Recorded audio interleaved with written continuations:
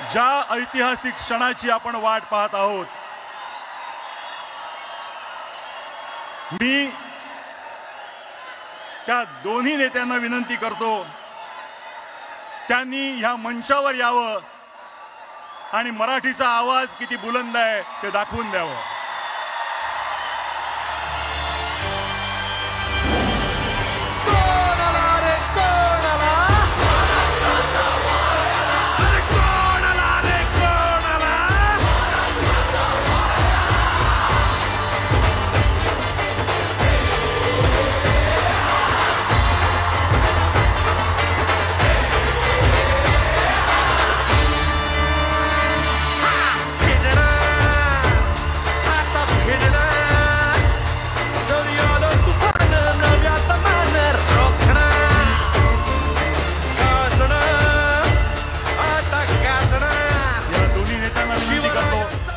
की त्यांनी